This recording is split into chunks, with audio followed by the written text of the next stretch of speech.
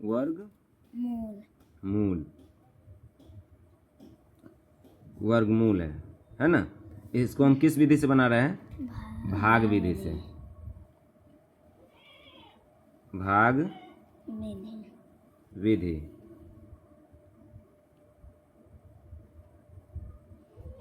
वर्गमूल बनेगा ई भाग विधि से, है ना। तो हम पहले सिखाए थे तुम लोगों को 15,625, उसी को बना रहे हैं भाग विधि से। तो 15,625 है ना। इसमें 2 अंक का जोड़ा लगता है। क्या लगता है? 2 अंक का जोड़ा। मतलब ऊपर से एक बार में जब उतरेगा ना तो 2 संख्या उतरेगा। ठीक है।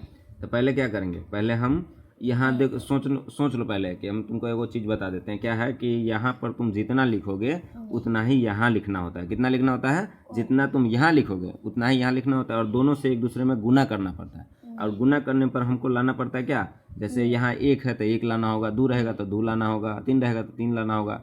3 से ज़्यादा नहीं, उससे कम लाना होगा लेकिन ज़्यादा नहीं। तो अभी हमको लाना क्या है? 1। तो हम क्या लिखें यहाँ पर? 1 लिखेंगे।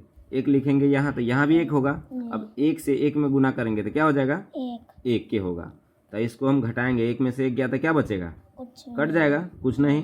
तो 1 में अब इस 1 का जो है ना, 1 से 1 के जोड़ा लगा देंगे।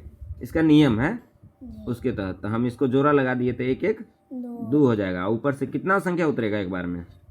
56। हाँ, 2 संख्या एक बार में उतरता है, वो 56 है। ठीक है, 56। तो हमको अब लाना क्या है? 56। हम करेंगे क्या?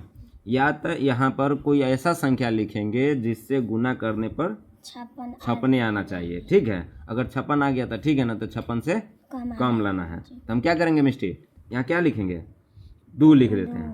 क्योंकि 2 लिखेंगे, अगर हम 3 लिखेंगे तो ज़्यादा हो जाता है। क्या उतारे हैं? 2। क्योंकि 3 उतारेंगे और गुना करेंगे, यहाँ भी 3 लिखना पड़ जाएगा। 3 से 3 करेंगे तो क्या हो जाएगा? ज़्यादा हो जाएगा। तो हम क्या कर रहे हैं? 2 लिख दिए। तो यहाँ भी 2 लिखना होगा। अब गुना करेंगे तो क्या हो जाएगा? 22 दूना 44 हो जाएगा। इस 2 से इस दोनों में गुना करेंगे तो 22 दूना 44 हो जाएगा। अब घटाएंगे तो क्या बचेगा? इधर बच जाएगा 2 और इधर बच जाएगा 1। ऊपर से क्या उतारें? 25 है ना। 25 उतार दिए। तो ये 25 उतार दिए तो ये 12 25 हो गया। अब क्या करना होगा? इस 2 का जोड़ा लगाना होगा। ठीक है, तो 2 का जोड़ा लगाएंगे तो क्या बच जाएगा? देखो यहाँ ये हो जाएगा 4 और ये हो जाएगा 2।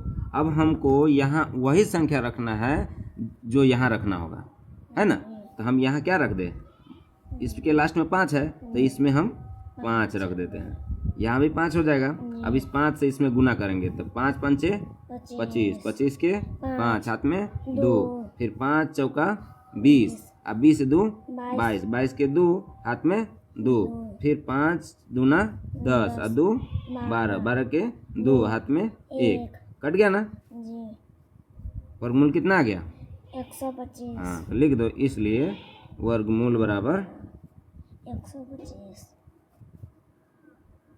1 2 5। और भाग गुणनखंड विधि से भी तो इतना ही आया था ना। तो देख लो ये दोनों का सेम आता है।